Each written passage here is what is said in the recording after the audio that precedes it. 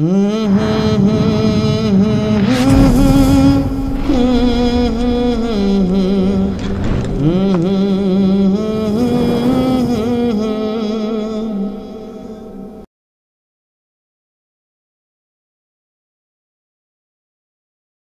আপনাদের সামনে মূল্যবান তাকরিব পেশ করবেন হযরত মাওলানা আরিফ বিল্লাহ ভাই। আলহামদুলিল্লাহ। আসসালামু আলাইকুম ওয়া রাহমাতুল্লাহ। নাহমাদু ওয়া নুসাল্লি আলা রাসূলিহিল কারীম, আম্মা বাদ, ফাউযু বিল্লাহি মিনাশ শাইতানির রাজীম। বিসমিল্লাহির রাহমানির রাহিম। ক্বালা আল্লাহু সুবহানাহু ওয়া তাআলা ফিল কুরআনিল কারীম, ইন্নাকা লাআলা খুলুকিন আযীম। আপনারা সবাই ভালো আছেন না?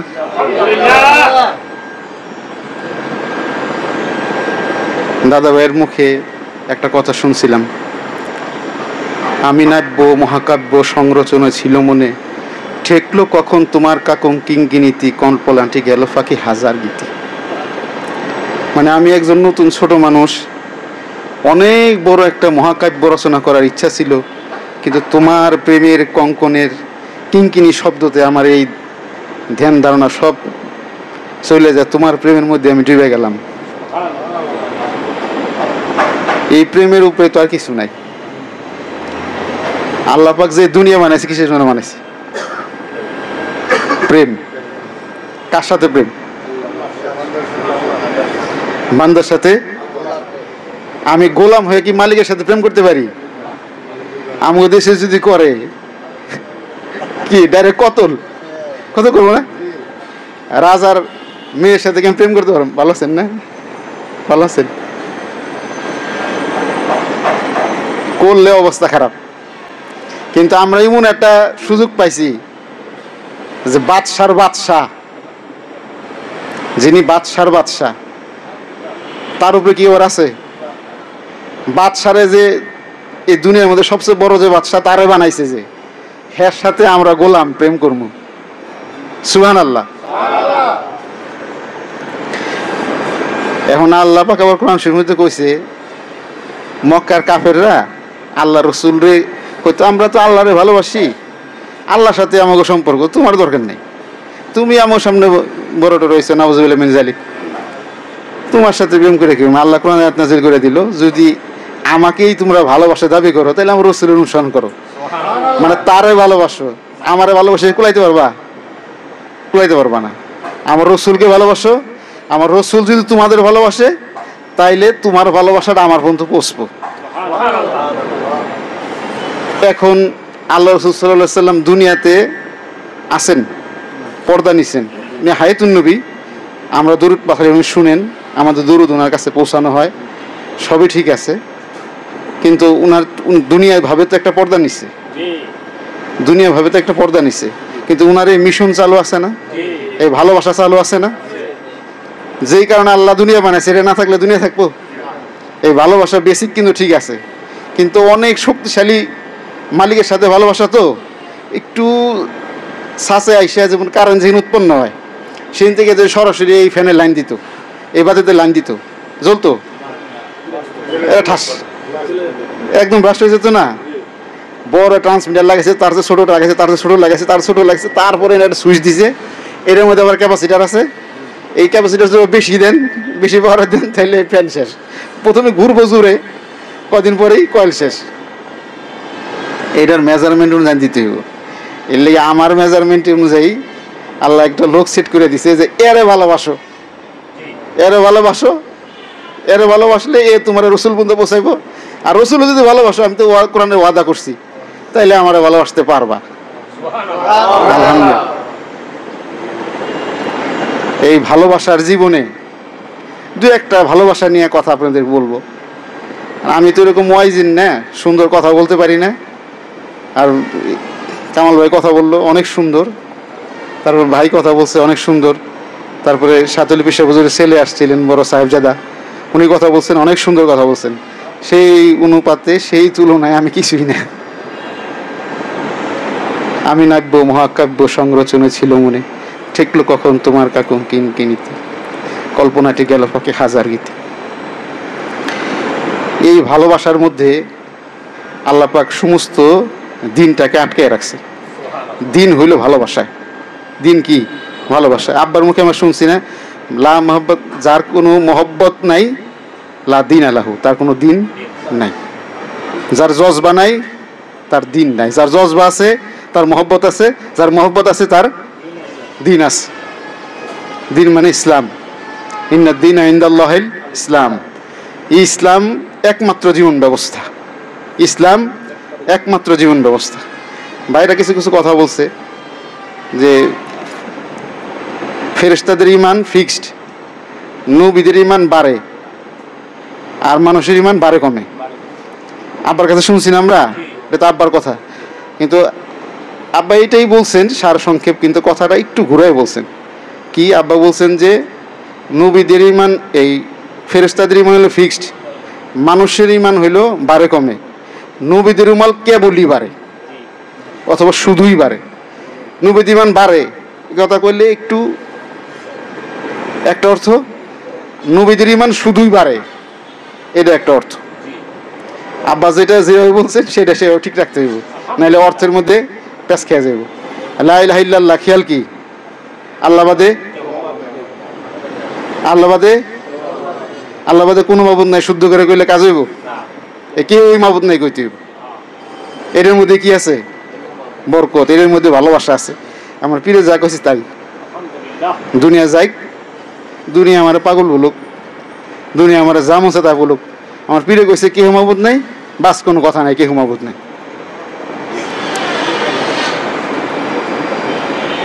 এইটা একটা সবচেয়ে বড় ভালোবাসার কথা। ইসলামের মূল জিনিসটা কি? লা ইলাহা ইল্লাল্লাহু মুহাম্মাদুর রাসূলুল্লাহ সাল্লাল্লাহু আলাইহি ওয়াসাল্লাম। এটা হলো সবচেয়ে বড় ভালোবাসার কথা। লা ইলাহা ইল্লাল্লাহ তার মানে কি? আল্লাহ বাদে কেহ মাবুদ নাই। মানে আমার মনের মধ্যে আল্লাহর ছাড়া আমার বউর ভালোবাসা নাই, আমার বাচ্চার ভালোবাসা নাই, টাকার ভালোবাসা নাই, দোকানের ভালোবাসা নাই, ব্যবসার ভালোবাসা নাই, খ্যাতির ভালোবাসা নাই, হিংসা নাই, লোভ নাই, ক্রোধ নাই, কেবলই তুমি আছো। এটা হলো লা ইলাহা ইল্লাল্লাহ। আর আমি আদর্শ হিসাবে ভালোবাসি মুহাম্মাদুর রাসূলুল্লাহ সাল্লাল্লাহু আলাইহি ওয়াসাল্লাম। দেখেন বাক্যটা কিভাবে সুন্দর করে আল্লাহ সাজাইছে। লা ইলাহা ইল্লাল্লাহ মুহাম্মাদুর রাসূলুল্লাহ, লা ইলাহা ইল্লাল্লাহ মুহাম্মাদুর রাসূলুল্লাহ। এই ভালোবাসার মধ্যে আল্লাহ রসুলের শান মান মুমিন যখন শুনে তখন তার ভালোবাসা বৃদ্ধি পায়, ভালোবাসা বৃদ্ধি পায়।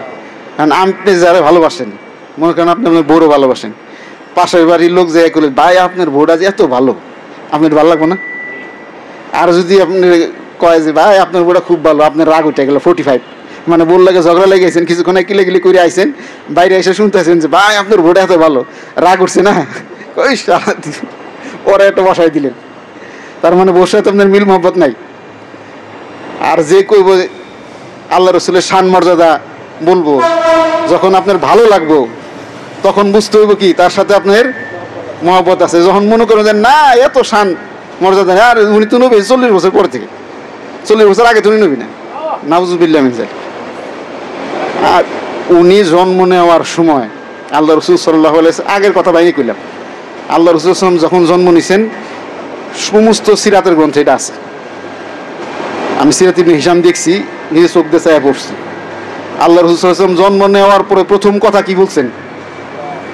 প্রথম একটা কথা, জন্ম নিয়েই উনি মাথা আগে ঠেকেছেন জমিনে, ওনার মাথা মুবারক আগে আসছে জমিনে। আর সমস্ত মানুষ তো নাপাকে নিয়ে জন্ম নেয়, রক্ত নিয়ে, উনি পবিত্র হয়ে জন্ম নিচ্ছেন। আয়েশা মতো মাথা ঠেকাইছেন, মাথা ঠেকে প্রথম কথা বলছেন সুবহানাল্লাহি, প্রথমেই বলছেন সুবহানাল্লাহ, প্রথমেই বলছেন সুবহানাল্লাহ। আল্লাহু আকবার কাবীরান আলহামদুলিল্লাহ কাসীরান ওয়া সুবহানাল্লাহি বুকরাতান ওয়া আসিলা। উনি নাকি নবী না, এই কথাটা উনি বলতে পারতো, এই কথা উনি বলতে পারতো নবী না হইলে? যার পবিত্র কদম মোবারকের বরকতে, এই যে এখন বর্তমানে ইরান, এরা তো ছিল অগ্নিপূজক, আগুন জ্বলায় রাখছিল কয়েকশো বছর ধরে, অনবরত আগুন জ্বলতেছে, এরা অগ্নিপূজক, আগুনের পূজা করে। ওনার জন্মের বরকতে আগুন ধাপ করে নিভে গেছে। ওই দেশের বাদশা চিন্তা করতেছে 400 বছর ধরে নিবে না আগুন, এটা নিবে গেল কে, জ্যোতিষীকে ডাক দাও। তো সব গণনা কইরা দেখলো যে কইলো যে আরবের বুকে সেই মহাপুরুষ আইসা পড়ছে, উনি নাকি নবী না। ওনারা সবচেয়ে কষ্ট দিছে কারা, আবু জেহেল। কতক্ষণ না গে হালার পর হাল আবু জেহেল কষ্ট দিছে কারা, মানে বউর সাথে ঝগড়া লাগছে এখন, যত কিলেন যায় আবু জেহেলের। এই আবু জেহেল আল্লাহ রসুলের মোহাম্মত করত। কখন, যখন উনি নবুয়তের ঘোষণা দেয় নাই তার আগে। উনি যখন চাচা আবু তালিবের ভেড়া নিয়ে পাহাড়ে যায়, সবাই আইসা পড়ছে, উনি আসে নাই। সমস্ত চাচারা ব্যতিব্যস্ত হয়ে গেছে, কিরে আমার ভাইরা নাই, ভাইয়ের ছেলেরা দেখতেছি না, সবাই আইসা বললো, ভেড়াটাও সবাই আইসা বললো মানুষের ভেড়া, তো ওর তো মুহাম্মদের তো খবর নেই সাল্লাল্লাহু আলাইহি সাল্লাম। তখন সবাই খুঁজতে বেরিয়েছে, না বুঝেলো ঘোড়া নিয়ে ফালতে বেরিয়েছে যে আমার বাতিজারে কোনো, তখন তো গোত্রে গোত্রে মারামারি, এই গোত্রে মারে হেরে, এই গোত্রে মারে হেরে, এই গোত্রে মারে হেরে, এই গোত্রের একজন ভালো জিনিস আটকাইয়া কয় দে এত টাকা দিয়ে মুক্তিপণ আদায় করে, এরকম একটা চিন্তা ভাবনা করে, অথবা কোনো বন্য প্রাণী ধরলো কিনা, যেহেতু পাহাড়ে যায় দৌড়ায় গেছে। এই কথা আবার কইলে তো দলিল দেওয়া লাগে, খাসাইসুল কুবরার মধ্যে এইটা আছে, আল্লাহ রসুলের মজুজার মধ্যে। জালালউদ্দিন সুয়ুতি রহমতুল্লাহ অনেক বড় আল্লাহর ওলি এবং অনেক বড় আলেমে দিন, ওনার সময়ে ওনার সামনে দাঁড়াইতে পারে এরকম আলেম ছিল না। উনি লেখছে এটা খাসাইসুল কুবরার মধ্যে, আল্লাহ রসুলের মজুজার মধ্যে। আবু জেহেল যাইয়া খুঁজে ওনাকে পাইছে, এক পাহাড়ের পাদদেশে দেখেছে উনি চুপ করে গাপটিতে বসে রয়েছে। ডাক দিছে এ মোহাম্মদ, তখন উনি উঠে সাল্লাল্লাহু আলাইহি সাল্লাম কোন উঠছে, চাচা আপনি, তোমারও তোমরা খুঁজে পাইতেছি না। কয় না আমি এখানে আসছিলাম। কয় তুমি কি করো? কয় না আমি চুপ করে বসে রয়েছি। কে চলো, কে ঠিক আছে।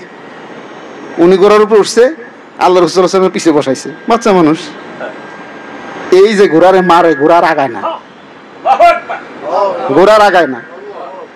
যখন ঘোড়ায় আল্লাহর কয় আল্লাহ তুমি আমার জবানটা একটু খুলে দাও, আর একটু দুটা কথা কই আমি। আল্লাহ কুদরত ঘোড়ার জবান খুলে দিল। ঘোড়া কয় আবু জেহেল তুই আমার যতই মারস আমি 1 ইঞ্চি আগামো না, তুই কারে তোর পিছে বসাইছিস, তারে সামনে আন আমি যাব। ঘোড়াই চিনলো যারে, বনের হরিণ পশু হইয়া চিনলো যারে। আব্বা একটা গজল করছে, বনের হরিণ পশু হইয়া চিনলো আমার নবীরে, মানুষ হইয়া উম্মত হইয়া ছিলাম না, তাই দুঃখ রইল মনে। ভাই তো অনেক সুন্দর গাইতে পারে, আমার তো সুর নাই। আবু জেহেল জানে বুঝে, কিন্তু লোভ মোহ ওরও ভালোবাসা আছে দিদির মধ্যে, কিসের, খ্যাতির, নেতৃত্বের। এর জন্য আল্লাহ রসুলের ভালোবাসাটা কবুল করা ভালো নাই। কুরবানি এনে দিতে হবে শোনা, আব্বারও ভালোবাসা কবুল করতে হবে, সবকিছু কুরবানি দিয়ে, তাইলে সে না তুমি ভালোবাসার পরীক্ষা উঠবা। তখন সে তুমি কইবা লা ইলাহা ইল্লাল্লাহ মুহাম্মাদুর রাসূলুল্লাহ। কারো ভালোবাসা নাই, আল্লাহ রসুলের মহব্বত আমার অন্তরে আছে। আল্লাহ রসুলকে যে মহব্বত করে, আল্লাহ রসুলের প্রতিনিধি যিনি, তার মহব্বত আমার অন্তরে আছে। এটা তার মহব্বত না লাগাইলে এই কথা কইতে পারবেন না।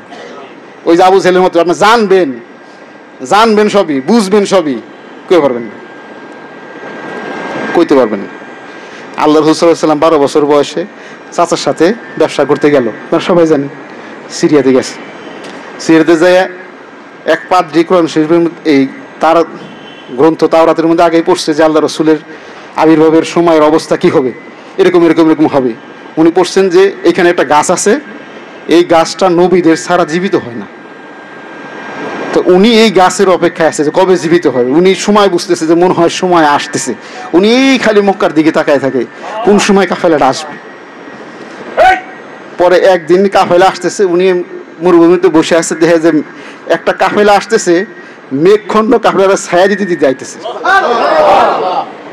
উনি নাকি নবী নেই, 12 বছর বয়স, ওনাকে ছায়া দিতে আসতেছে। তখন উনি বললো যে নিশ্চিত এখানে আখিরে জামানার রাসূল এখানে আছে, আখিরে জামানার নবী এখানে আছে, নাহলে মেঘ ছায়া দেওয়ার কথা না। পরে উনি পরীক্ষা করার জন্য ওই গাছের নিচে তাদেরকে বসতে বললো এবং তাদেরকে দাওয়াত করলো।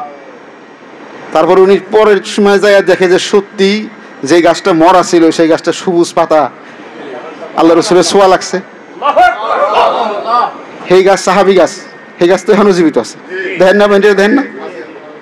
বাতাস পাও না, না? এই জন্য তো দাদা হুজুর কেবলা বলছে শুধুই রসুল ভাবলি তারে কেমন করে। উনি কি কইছে নাকি যে আল্লাহ রসুল? ওরা খবিস যারা হলো ষড়যন্ত্র করে, আল্লাহ রসুলের শান মানকে বুঝতে পারে না, আল্লাহ রসুলের আল্লাহ রসুলের যারা ভালোবাসে, যারা আশেক, যারা পাগল, যারা তাদের ভালোবাসা বুঝতে পারে না বলে এই কথা কয়। তুমি বুঝতে পারো না, তুমি জিজ্ঞাসা করে নাও, তুমি তার কাছ থেকে জানো। আল্লাহ তো কোরআন শরীফে যদি বুঝতে না পারো, তোমার যদি জ্ঞান না থাকে, তুমি আহলে জিকির যারা, আহলে ইলম যারা, তাদেরকে জিজ্ঞেস করো। যেই বিষয়ে তোমার জ্ঞান নাই জিজ্ঞেস করো সেই বিষয়। অন্য প্রসঙ্গে একটা কথা কইতে হয়, নাহলে তো বোঝা যায় না। একজন ভালোবাসা আপনি সহ্য হয়ে একটা কথা বলতেছে, সেই কথাটা আপনি বাহ্যিকভাবে বিচার করে তার একটা জিনিস করে হেরা নিলেন, আপনি তো কুফরি করলেন।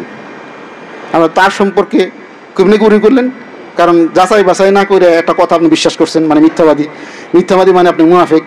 মুনাফিকের সব যেহেতু আপনি আছে, তাহলে সবই আপনি অস্বীকার করবেন, একদিন না একদিন কাফের হইবেনই আপনি। ওই কাফেরের চেয়ে বড় হইবেন আপনি। ইন্দাল মুনাফিকিনা ফি দারকিল আসফালি মিনান নার, আল্লাহ কোরআন শরীফে বলছেন মুনাফিকের স্থান সবচেয়ে নিচে। কিসে নিম্ন স্তরে? জাহান্নামের নিম্ন স্তরে। এখন যাচাই বাছাইটা কেমনি? আপনার বাদশাহ আলমগীরের নাম শুনছেন না? মুঘল সম্রাট বাদশাহ আলমগীর। এই বাদশাহ আলমগীর তো অনেক ইসলামী জ্ঞানে অনেক জ্ঞানী ছিল। যে ফতোয়া আলমগীরি যার তত্ত্বাবধানে লেখা হয়েছে, যার ফতোয়া এখনো আমাকে মাদ্রাসায় হুজুররা পড়ায়, ফতোয়া আলমগীরি। ওনার সময় এক লোক রাস্তা দিয়ে হাঁটে আর কয়, পাগল, যে আমি তোর বান্দা না, তুই আমার মাওলা না। কুফরি কথা। আমি তোর বান্দা না, তুই আমার মাওলা না।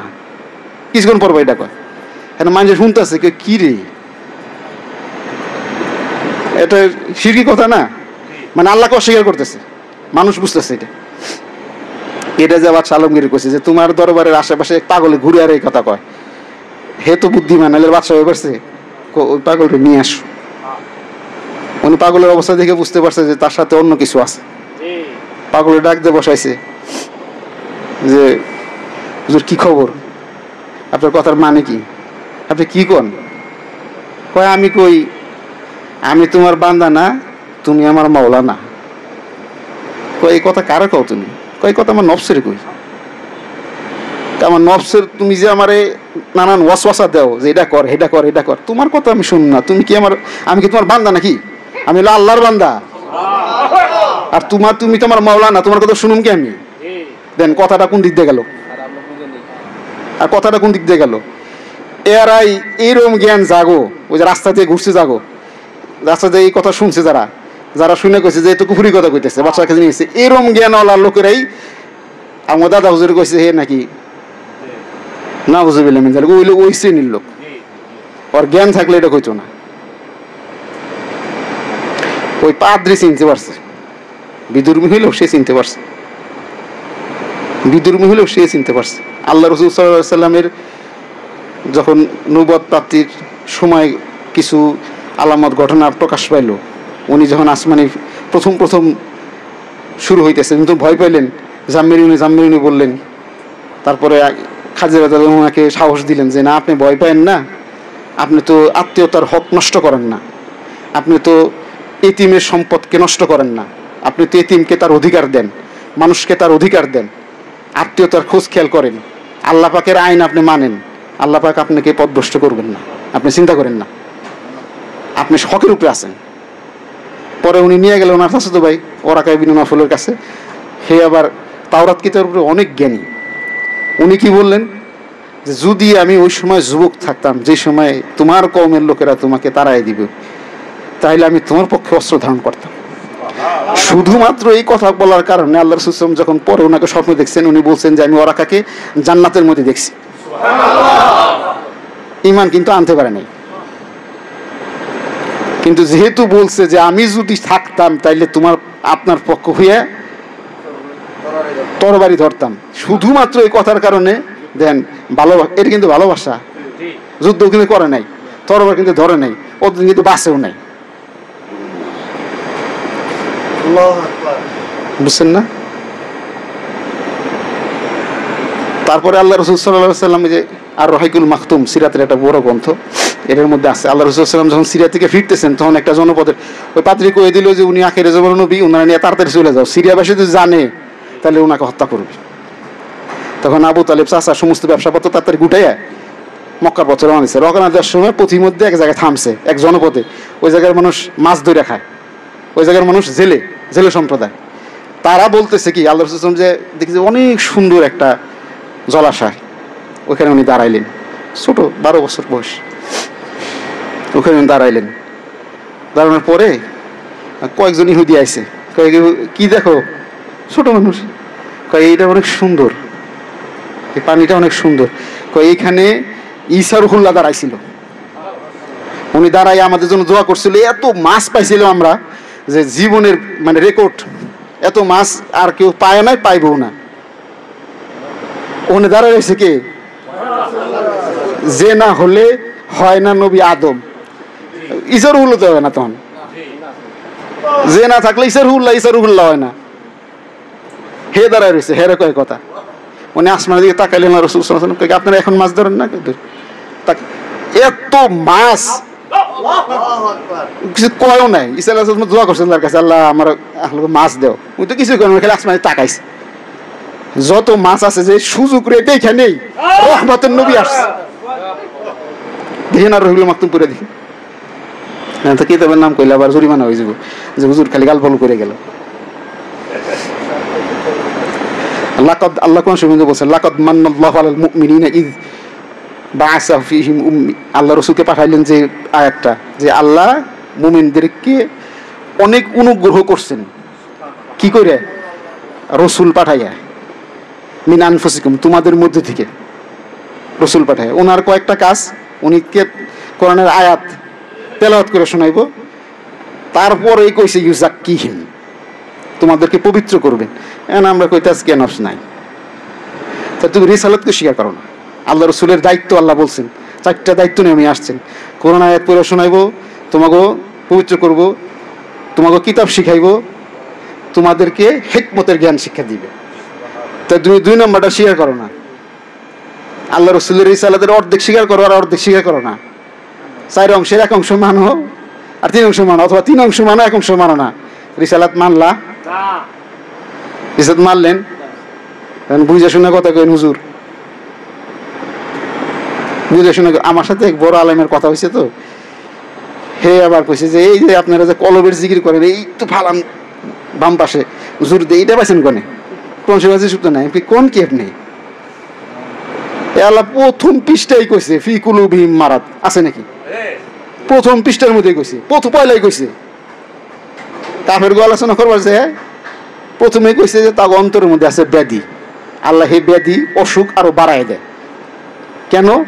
কারণ এগুলো তাদের পাওনা, এটা তার পাওনা। তারা যে মিথ্যাচার করছে, তাদের মিথ্যাচারের পরিণাম এটা। মিথ্যাচার করে একটা অসুখ বানাইছে, এই অসুখ আল্লাহ আরো বাড়ায় দেয়।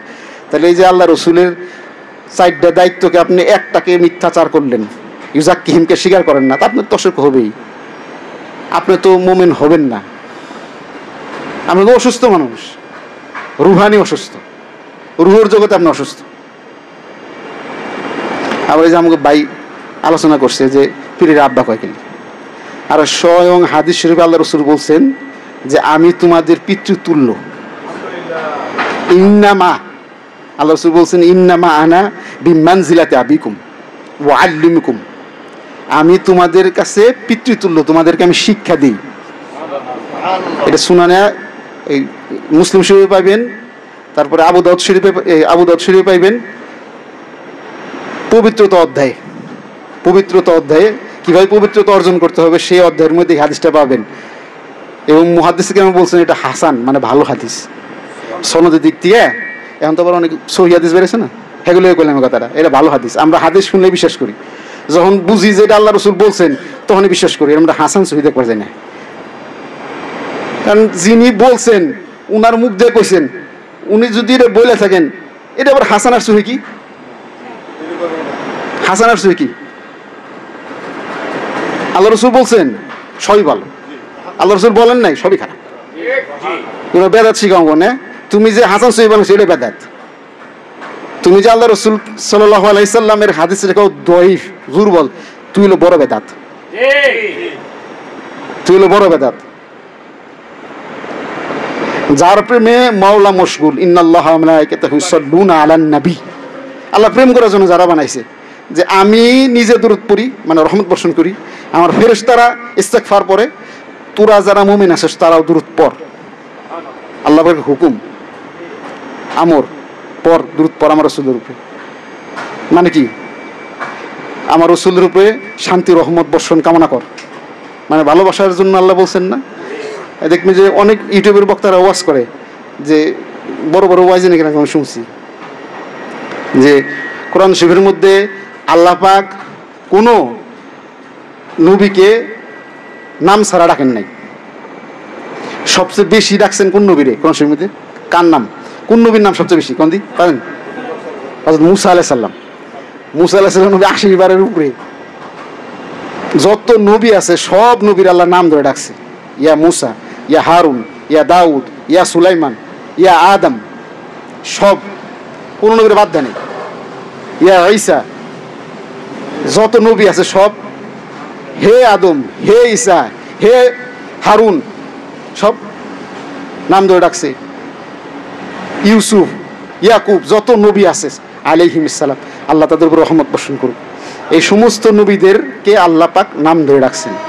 কেবলমাত্র মুহাম্মদ রাসূলুল্লাহ সাল্লাল্লাহু আলাইহি ওয়াসাল্লামকে এক জায়গায় দেখাতে পারবেন না ইয়া মুহাম্মদ বলে ডাক দিছে, একটা উপাধি দিয়ে ভালোবাসা দিয়ে ডাক দিছে, হে চাদর আবৃত ব্যক্তি, ইয়া আইয়ুহাল মুদাসসির, ইয়া আইয়ুহাল মুজাম্মিল, ইয়াসিন, তাহা, সুন্দর সুন্দর নাম দিয়ে ডাক দিছে। সুবহানাল্লাহ। আলাম নাশরাহ লাকা সাদরাক, হে রাসূল আমি কি আপনার বক্ষকে প্রশস্ত করি নাই?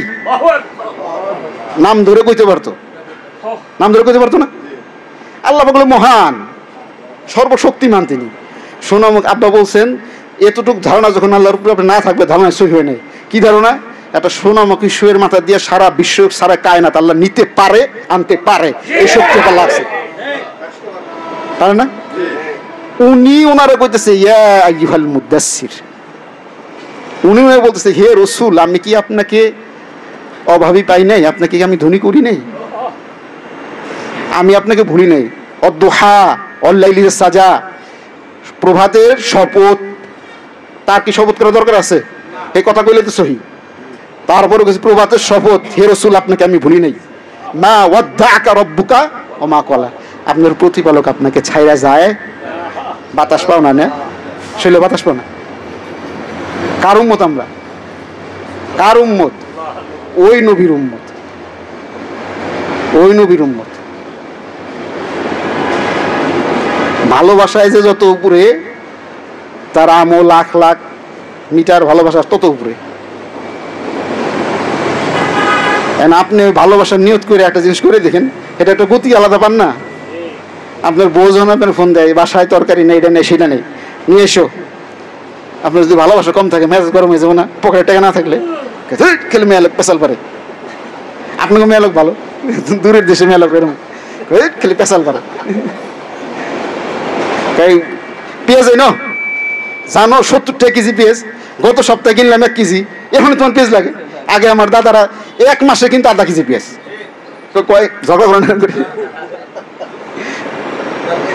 আমি দেখছি আমার নানা এই যে এরকম একটা শিশি আছে, খুব বেশি হলে আধা কেজি তেল ধরবো, এক হাটে কিনতো, আবার 7 দিন পর আর খাটে আবার যে আধা শিশি তেল দেন আঙুল দিয়ে মাইপা দিয়ে দিত। আমি নিজে দেখছি।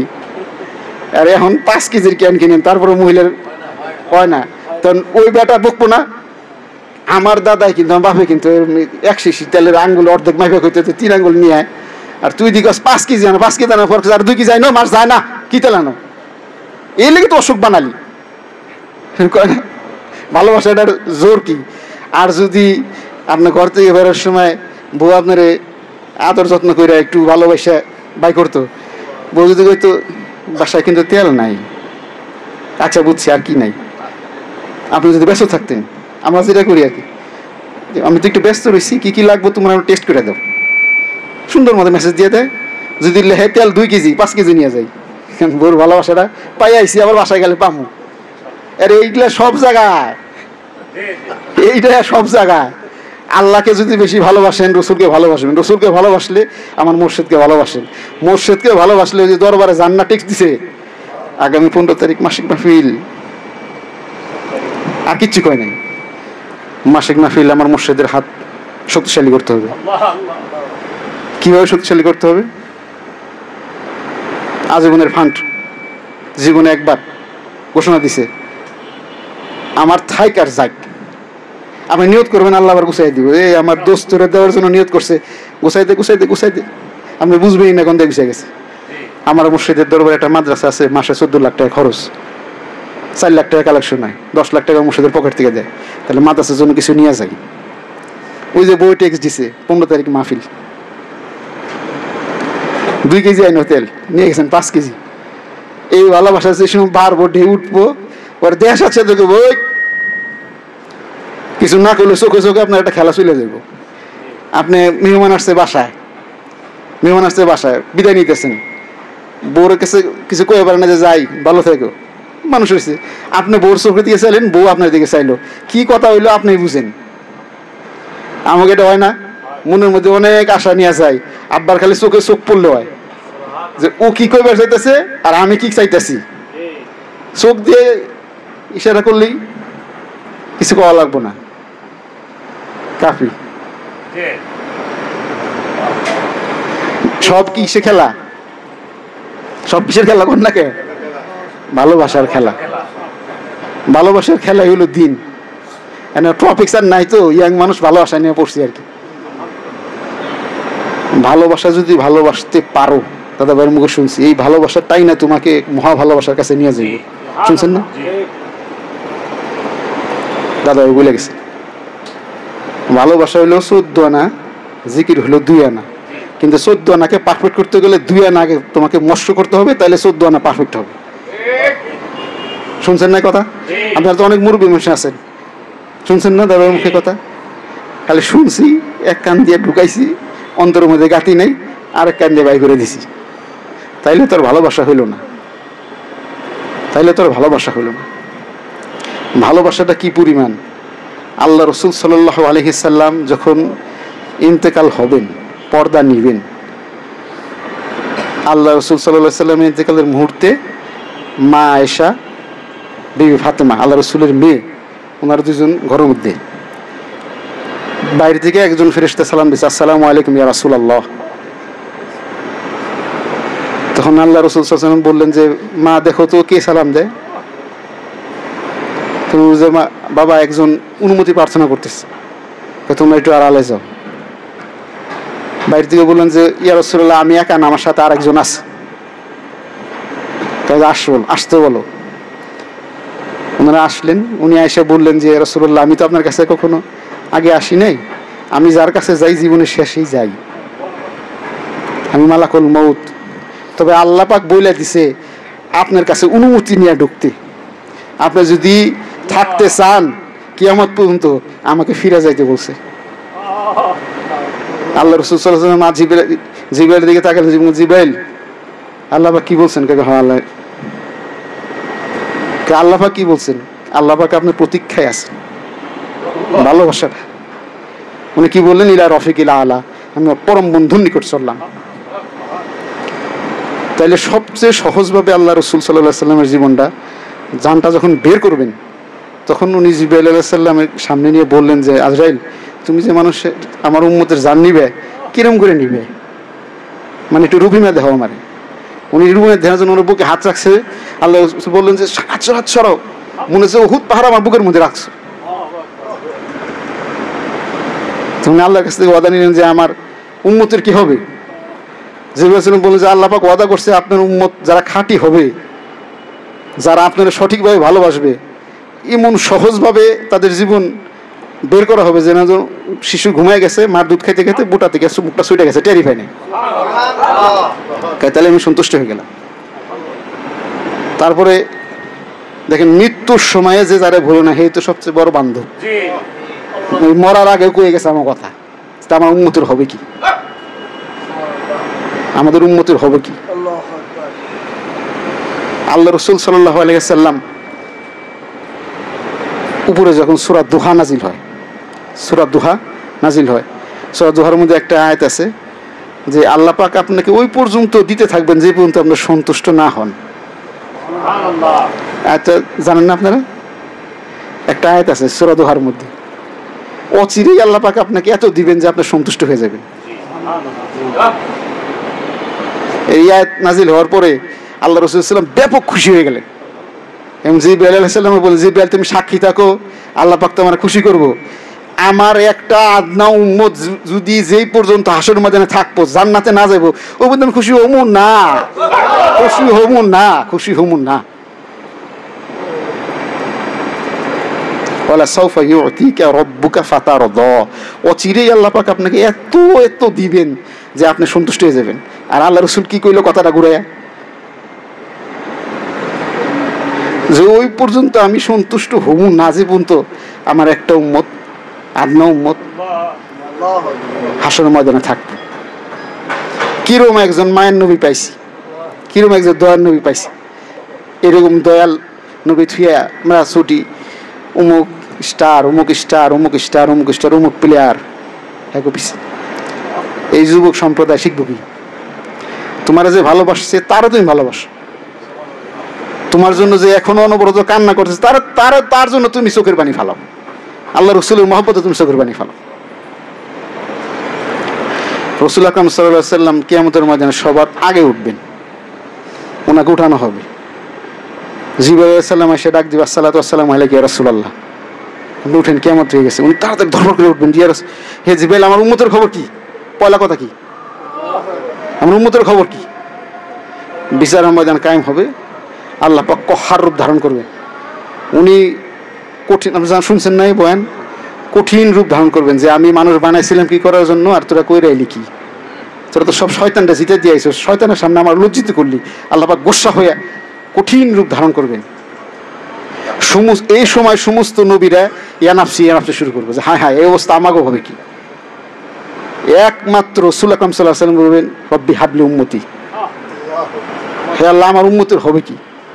আল্লাহ রাসূল সাল্লাল্লাহু আলাইহি ওয়াসাল্লাম যাই ইমন প্রশংসা শুরু করবো এবং মহব্বতের নজর যখন আল্লাহর দিকে ফালাইবো, তার গোসা পানি হয়ে যাব। নজরটা কার রে? আল্লাহ বলবেন ইয়া রাসূল, আল্লাহ মাকামে মাহমুদ, আল্লাহ বৈশা বিচার করতেছে এক চেয়ারে, তার ডাইন পাশে একটা চেয়ার রাখছে আল্লাহ রসুলের জন্য, আর কোনো চেয়ার নেই, বাতাস পাও না। এর জন্যই তো দাদা বলছেন শুধুই মানুষ ভাবলি তারে কেমন করে। তুই তো মনে তুই আমার মতো দুলা ভাই, আমার বন্ধুর মতো দুলা ভাই বুঝি। আর রাসূলুল্লাহ সাল্লাল্লাহু আলাইহি ওয়াসাল্লামকে আল্লাহ পাক বলেন যে আমার দোস্ত হাবিব আপনি বসে। আল্লাহ রাসূল সাল্লাল্লাহু আলাইহি ওয়াসাল্লাম এটা শুনে চোখের পানি ঝরঝর করে ছেড়ে দিবেন, ছেড়ে দিয়ে ডাইন হাতটা চেয়ারের উপর রাখবেন। ইয়া আল্লাহ আপনি বলছেন বসার জন্য, আমি হাতটা রাখলাম, আপনার হুকুম পালন করলাম। যদি আমি বসি আমার উম্মতকে তরাবে কি? কোন দিক দিয়ে কারে জাহান্নামে নিয়ে যায়? উনি একবার জাহান্নামে দৌড়াবে, পুলসিরাতে দৌড়াবে, মিজানের পাল্লা দিকে যাবে, ব্যতিব্যস্ত হয়ে যাবে। আল্লাহ বলল যে এই হাবিব আমার, আপনি থামেন, আপনি যা দোয়া করবেন আমি তাই কবুল করুন, আপনি যা সাফায়াত করবেন আমি তাই করুন। সাফায়াত নাকি নাই? আর খুচুর টাকা সাফায়াত নাই। আল্লাহ রাসূল সাল্লাল্লাহু আলাইহি ওয়াসাল্লাম নাকি ফেল ফেল করে চাই থাকবেন আর নেকের পাল্লার দিকে। উনি নিজে এলো ইমান, উনি নিজে কি ইমান, উনি নাকি নেকের পাল্লা দিয়ে চাই থাকবেন। আল্লাহ আল্লাহ যেন এই সমস্ত ভূতে আমাকে না ধরে, এই সমস্ত ভূতে আমাকে না ধরে। তোমার প্রেমের মধ্যে আমাকে ডুবাই রাখো। আমি নাটবো মহাকাব্য সংরচনে ছিল মনে, ঠেকলো কখন তোমার কাকুন কিঙ্কিনীতি। এই মহব্বতের বাতাস যেন আমাদের শরীরে লাগে। কিভাবে লাগবে? মুর্শিদের মাধ্যম দিয়া, মুর্শিদের মাধ্যম দিয়া। আব্বার একটা সুন্দর ব্যবহার, যে একটা সুন্দর হাসি, যত দুঃখ কষ্ট নিয়ে যাক, আবার সামনে গেলে থাকে পানি হয়ে যায় না? একদম পানি হয়ে যায় না? কোরআন শরীফে আল্লাহ পাক এটা বলছে, হে রাসূল আপনি যে এই যে উহুদ যুদ্ধের সময় আল্লাহ রাসূল সাল্লাল্লাহু আলাইহি ওয়াসাল্লাম বললেন কি যে তোমরা 50 জন তীরন্দাজ এইখানে থাকো, যদি দেখো যে আমাদের পাখিতে ছিঁড়া খাইতেছে তারপরও হিন্দে সরবা না, আমার ওয়ার্ডার ছাড়া দিয়ে সরবা না। যুদ্ধের প্রথম পর্যায়ে কাফেররা মায়ের খেয়ে পলাই গেছে, হেরা মনে করছে কি যুদ্ধ শেষ, সব গনিমতের মাল নেওয়ার জন্য ছুটছে, সব গনিমতের মাল নেওয়ার জন্য ছুটছে। পরে তো পিছন দিয়া ওই ইন্ডিয়া আইসে খালিদ বিন ওয়ালিদ তখন মুসলমান হয় নাই, আক্রমণ করে যারা হজে গেছেন দেখে আসছেন না ওদের ময়দানটা, আক্রমণ করে অনেক মুসলমানকে শহীদ করে ফেললেন। এটা নিয়ে আল্লাহ রাসূল সাল্লাল্লাহু আলাইহি ওয়াসাল্লামের হুকুম অমান্য করলো সাহাবীরা। আল্লাহ রাসূল সাল্লাল্লাহু আলাইহি ওয়াসাল্লাম মনে খুব কষ্ট এটা নিয়ে, যে আমি বললাম যে যদি দেখো আমাদের পাখিতে ছিঁড়া খাইতেছে তাও এতে সরবা না, আর তোমরা গনিমতের মাল নেওয়ার জন্য ই হয়ে গেলা। কিন্তু আল্লাহ পাক যেহেতু তাকে কোমল হৃদয়ের নরম কইরা বানাইছে, এর জন্য পরে আল্লাহ রাসূল ওনাকে মাফ করে দিয়েছেন। এইটাই আল্লাহ পাক কোরআন শরীফে কইছেন যে আপনারা তো আমি একদম কোমল হৃদয় বানাইছিলাম, এর জন্য আপনার পাশে এত মানুষের ভিড়, আপনি তাদেরকে মাফ করেন, ক্ষমা করেন, তাদের জন্য প্রার্থনা করেন। এটা আল্লাহ আমার কাছে খুব ভালো লাগে। আব্বারে কি আল্লাহ এমনি করে বানাইছে না? এরকম করে বানাইছে না? কোমল হৃদয়। উনি আমাকে কি করে যে আল্লাহ আমার মুরিদটারে কবুল করো, এই মুরিদটারে কবুল করো, এই মুরিদটারে কবুল করো। একদমের সত্য কথা কোন দি আমাকে যত অসুখ হয়, যে আশরাফ ভাইয়ের আছে কইছে আমার ডাক্তার বাইরে, আমাকে যত অসুখ হয়, যত অসুখ হয়েছে, আশরাফ ভাইয়ের মা হাসপাতালে ভর্তি ছিল শুনছেন না, যত দামি দামি অ্যান্টিবায়োটিক আছে আশরাফ ভাই নিজে কইছে সব খাইতেছে, কোনো অ্যান্টিবায়োটিক কাম করে না। পরে হে চিন্তা করছে যে দৌড় চেম্বার বাদ দিতে যেতে হবে আব্বার কাছে, বড় চেম্বার কাছে যাইতে হবে। আব্বার কাছে যাই কইছে, আবার ভালো করে দেখে দিকে কয়টা ছোটো ছোটো ওষুধ লিখে দিছে, এখন সুস্থ আলহামদুলিল্লাহ। এরকম কম করে হইলো, মানে যেদিন আব্বা একদম একদম ইজি আছে, মানে মানুষ একদম কম আছে, এদিন কম করে হইলো 100 জন লোক আব্বার কয় যে আব্বা আমার এটা এইটা হেডা হেডা, আমার পোলার এটা, তার পোলার এটা, তার পোলার বউয়ের নাতির ঘরের এটা। কি পরিমাণ কোমল আর মেধা থাকলে আব্বা এই সবগুলি মনে রাখে কয় যে ঠিক আছে ভালো হয়ে যাবো, দোয়া করি।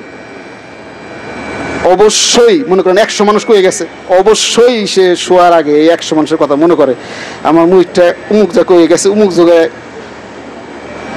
বাতাস ফ্যানের বাতাস ঠান্ডা বেশি না এসির বাতাস, মানুষ ছিল না।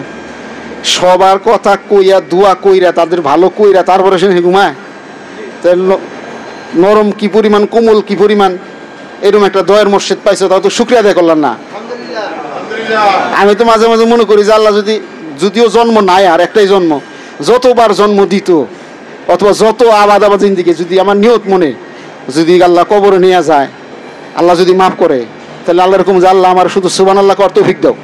কারণ কিয়ামত যত হাজার বছর পরে হোক আমি খালি সুবহানাল্লাহ কমু, আল্লাহ যদি কে লেগে কয় আমার মুর্শিদের মতো একটা মুর্শিদ দিছিল, এই সুবহানাল্লাহ কইতে কইতে জানি আমার কিয়ামত হয়ে যায়। রাত তো অনেক হয়ে গেছে, আসলে তো আমি ওরকম কথা বলতে পারি না, আমার জন্য দোয়া করেন। আপনারা আমার জন্য দোয়া করেন। আর এই কারণ বাজার সিদ্দিকা মুজাহিদ কমিটি এই উদ্যোগকে আল্লাহ কবুল করুক। আশেকদের একটা দেখাশোনা, মিল মহব্বত, একজন আরেকজনে দেখলে, এক পীর ভাই আরেক পীর ভাই দেখলে নাম হইল পীর ভাই, আপনি আমার কি পীর ভাই, আগে মনে পড়ে হেরে। এই তো বড় বিষয়, এই তো মহব্বতের বিষয়, এই তো মহব্বত শুরু হয়ে গেল। এই যত পীরের প্রতি মহব্বত যার বেশি সে তত অগ্রগামী, সবাই বুঝে। কিন্তু কায়দা কানুন সিস্টেম, আমি যত দূরেই থাকি আমার মনটা থাকে পীরের কাছে। আমার পীরের কি প্রয়োজন, দরবারে কি প্রয়োজন, উনি কি ওনার নিজের পকেট ভরার জন্য সমস্ত জিনিস করে? এই সব তো উনি দরবারে দান করে। উনি যে দরবারে হাজার হাজার টাকা দিয়ে জমি রাখে, এগুলো না রেখে গুলশানে, বনানীতে, তারপরে আরো দামি জায়গায় মার্কেট টার্কেট দিয়ে করা পারতো না? তা করে কি করে? এই জমি কিনে। উদ্দেশ্য কি? এনে আল্লাহ পাগলরা আসবো, বসবো, জিকির করবো। কার নাম নিব? আল্লাহ নাম। কিসের লিগে নিব? ভালোবাসে তাই। এই ঘুরে আবার ভালোবাসে, এই ভালোবাসা নিয়ে আমরা কয়টা জিকির করি। আর আপনারা সবাই আমার জন্য দোয়া করেন, আল্লাহ পাক যেন আমার কবুল করে নেন। আপনাদের দোয়াতেই আল্লাহ পাক আমাকে বড় বানাইবো। আবার বলছে যে এক দোয়া নেও, দোয়া নিতে নিতে একটা মানুষ বড় হয়, সর্ষে কুড়াইতে কুড়াইতেই বেল হয়। আল্লাহ পাক যেন আমাকে তৌফিক ইনায়েত করেন। আপনারা আশেক পাগল মানুষ, আশেক পাগল মানুষের দোয়ার বরকতেই আল্লাহ পাক কবুল করবো। আর আমরা 24, 25, 26 ডিসেম্বর বিশ্ব ইজতেমা, আপনাদের সবার দাওয়াত। প্রত্যেকেই নিয়ত করবেন কমপক্ষে 10 জন লোককে আমি দাওয়াত দিয়ে বিশ্ব ইজতেমার মাঠে নিমুই। আল্লাহ যেন কবুল করেন, ধনে জনে মানে যেন সম্মানী করেন। এই মোহব্বত, ভালোবাসার জিকির পূর্ণ দেখে বিশ্ব ইজতেমার ময়দানে আল্লাহ পাক সবাইকে একত্র করবেন। ওই মোহব্বত ভালোবাসা দিয়ে আল্লাহ পাকরে দু একটা ডাক দেন,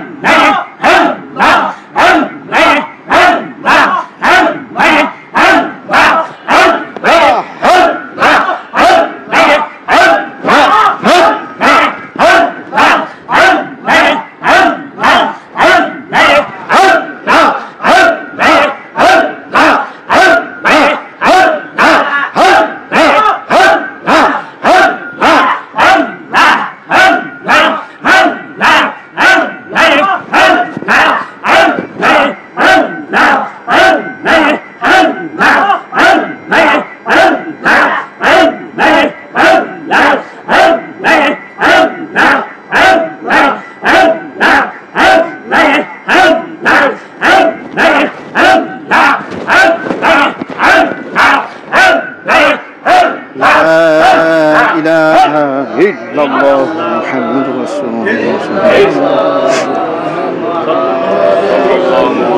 الله اللهم صل وحبيبنا مولانا محمد اللهم صل على سيدنا ونبينا وشفينا وحبيبنا ومولانا محمد صلى الله عليه وعلى آله وصحبه وبارك وسلم اللهم صل على سيدنا ونبينا وشفينا وحبيبنا ومولانا محمد صلى الله عليه وعلى آله وصحبه وبارك وسلم اللهم صل على سيدنا ونبينا وشفينا وحبيبنا ومولانا محمد صلى الله عليه وعلى آله وصحبه وبارك وسلم اللهم صل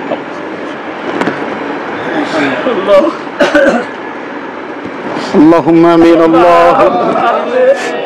اللهم آمين اللهم آمين আল্লাহ এই গভীর রজনীতে মাওলা সংসার ফেলাইয়া থুয়া যারা এই জায়গায় একত্র হইয়া গেল মাওলা তোমার মহব্বতে তোমাকে ডাকলো মাওলা তোমার হাজির নাজির যাই না ডাকলো মাওলা আল্লাহ হয়তো আমাদের চক্ষু নাই আমাদের কান নাই হয়তো তুমি আমাদের সামনে হাজির ছিলে আল্লাহ আমাদের জীবনের যত ভুল ভ্রান্তি আছে সব তুমি মাফ করে দাও মাওলা তুমি জানো মাপের উপরে কোনো কথা নাই সন্তান যদি ভুল করে বেদবি করে বাপে যদি মারে বাপের যদি যায় সন্তানে পাও জোরে ধরে আর কই মাফ চাই ওই বাপে সন্তানকে মারে না আমরা যদি মাওলা তোমারে পাইতাম তোমার পাও ধরে মাফ চাইতাম আল্লাহ তুমি আমাদের মাফ করে দাও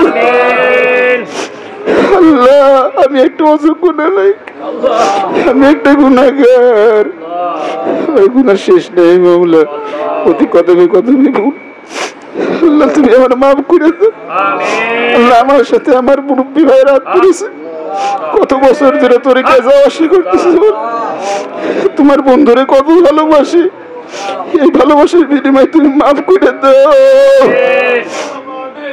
মাওলা এই ভালোবাসার দাবিগুলি তুমি তোমার খাতায় লেখা রাখো রোজ কিয়ামতের ময়দানে মুসিবতের সময়ে এই ভালোবাসাকে দোজতের উসিলা তুমি বানাইয়া দিও আল্লাহ আল্লাহ তোমার হাবিবের সাহাবায়ে তোমাদের নসিব করো আল্লাহ এই দুনিয়াতে তোমার হাবিবকে চিনাই নিও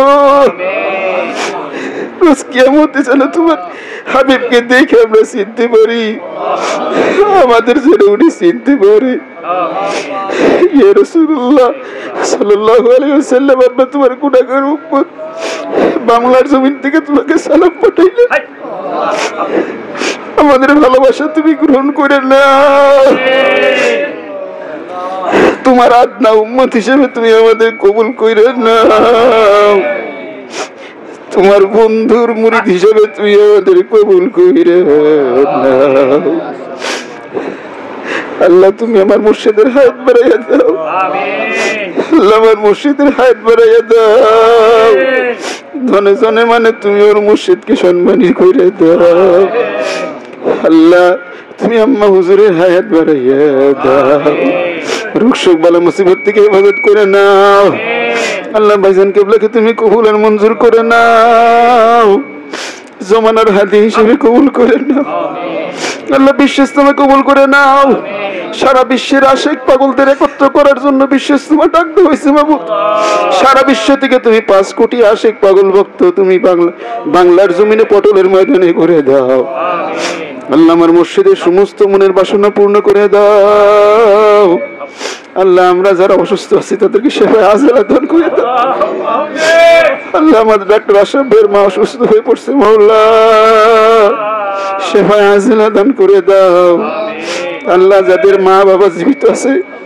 জান্নাত আছে মাওলা হায়াত বাড়িয়ে দাও আর আমাদেরকে তুমি কাবিল করে দাও যেন তাদের খেদমত করতে পারি মাওলা আল্লাহর যাদের মা বাবা হারাইয়া গেল এই জিকিরের হাতে এটুকু তাদের কবর মুবারকে পৌঁছাইয়া দাও। আল্লাহ মানিকগঞ্জ মসজিদের দক্ষিণ চত্বরে ভালোবাসার একটা বাতি ঘুমাই আছে মাওলা, আমাদের ভালোবাসার সালাম সেখানে পৌঁছাইয়া দাও। আল্লাহ আমরা যেদিন এই দুনিয়ার বুক থেকে হারাইয়া যাব মাওলা, খবরটা আমার মুর্শিদের কানে পৌঁছাই, সেদিন মোর খবর দিও মুর্শিদের দরবারে। আল্লাহ আমাদের ছেলে সন্তানদের কবুল করে নাও মাহবুব। আমরা যেমন তোমার নাম জিকির করি, আমার ছেলে সন্তান বংশধর যারা আমার পরে আসবো তারাও যেন তোমার নামের জিকির করে, আমার চেয়ে বেশি বড় আশিক যেন হয়। আমরা তো আশিক হইতে পারলাম না, আমার ছেলে সন্তান থেকে তুমি কবুল করে দাও। আল্লাহ তোমার আশিক বানায়া না, তোমার পাগল বানায়া না। আল্লাহ আমার পীর ভাই পীর বোন যেখানে অসুবিধায় আছে মাহবুব, তাদেরকে তুমি সমস্ত অসুবিধা থেকে মুক্তি হেফাজত করে দাও। যারা অন্ধকার কবরে হারাই গেছে তাদের রূহ মুবারকে সবের হাদিয়া, জিকিরের হাদিয়া, দুরূদ শরীফের হাদিয়া, তোমার প্রেমের হাদিয়া পৌঁছাইয়া দাও। আল্লাহ আমাদের সবাইকে বিশ্ব ইস্তেমার যাওয়ার তৌফিক ইনায়েত করে দাও। আল্লাহ মুর্শিদের হাতকে শক্তিশালী করতে পারি সেই মন মানসিকতা তুমি আমাদের দান করে দাও। আল্লাহ সমস্ত বিপদ আপদে যেন মুর্শিদের কদমে পড়ে থাকতে পারি সেই তৌফিক দাও। আল্লাহ তুমি আমাদের দয়া করে ধরে রাখো, দয়া করে বেঁধে রাখো তোমার গোয়াল ঘরে মাওলা। আসতে যেতে স্মরণকারী ঠেকাইও মোর পরে মাওলা গো। আল্লাহ বাংলার জমিনকে তুমি কবুল করে নাও, পীর মাশায়েখদের জমিনকে তুমি কবুল করে নাও। এই আমার সোনার দেশকে নিয়ে কত চক্রান্ত হয় মাহবুব, এই সমস্ত চক্রান্ত তুমি নস্যাৎ করে দাও মাহবুব। তোমার এই জমিন তোমার বানানো জমিন, তোমার হুকুমতকে তুমি কায়েম করে দাও। আল্লাহ তোমার হুকুমত তুমি কায়েম করে দাও। আল্লাহ তোমার মোহাব্বত, দিনের মোহাব্বত আমাদের মনের মধ্যে এলকা করে দাও।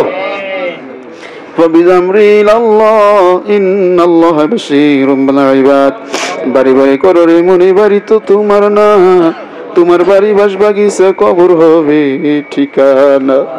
ভাই বলো বন্ধু বলো সবই তো উপরে উপরে, অন্ধকার কবরে দয়াল মাওলা বিনে কোনো বান্ধব নাহি রে।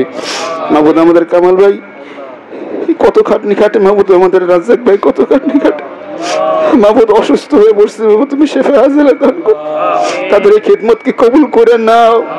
এই কারণ বাজারকে জাগ্রত করো যে সমস্ত আশিক পাগল বিভিন্ন জায়গা থেকে বিভিন্ন প্রক্রিয়ায় তোমার নামের দাওয়াতের প্রচারের জন্য কষ্ট করতেছে মাওলা, তাদের এই কষ্টকে তুমি জান্নাতের উসিলা হিসেবে কবুল করে নাও। আল্লাহ কারণ বাজারের সমস্ত দোকানদার ভাইদের কবুল করে নাও, ব্যবসায় বরকত দিয়ে দাও, রহমত দিয়ে দাও, মনের আশা পূর্ণ করে দাও, ইসলামের সৈনিক হিসেবে কবুল করে নাও, আমার মুর্শিদের মোহব্বতকারী মানুষ হিসেবে কবুল করে নাও, আমাদেরকে মুর্শিদের ভক্ত বানাও। فبجمر إلى الله إن الله بصير بالعباد ربك اغفر لي ولوالدي وللمؤمنين يوم يقوم الحساب ربنا آتنا في الدنيا حسنة وفي الآخرة حسنة وقنا عذاب النار ربك اغفر لي ولوالدي وللمؤمنين يوم يقوم الحساب رب ارحمهما كما ربياني صغيرا رب ارحمهما كما ربياني صغيرا صلى الله تعالى على خير خلق نوره محمد وآله وصحبه أجمعين رب اغفر وارحم وأنت العز والأكرم رب اغفر وارحم وأنت العز والأكرم رب اغفر وارحم وأنت العز والأكرم حسبنا الله ونعم الوكيل نعم المولى ونعم النصير حسبنا الله ونعم الوكيل نعم المولى ونعم النصير قبول كل رب اغفر وارحم أنت العز والأكرم رب اجعلني مقيم الصلاة ومن ذريتي ربنا تقبل دعاء ربنا تقبل دعاء ربنا تقبل منا إنك أنت السميع العليم وتب علينا إنك أنت التواب الرحيم صلى الله تعالى على خير خلق نوره محمد وآله وصحبه أجمعين اللهم صل على محمد وعلى آله وصحبه وبارك وسلم حسبنا الله ونعم الوكيل نعم المولى نعم النصير وجعلوا كلمتنا عند الموت لا إله إلا الله محمد رسول الله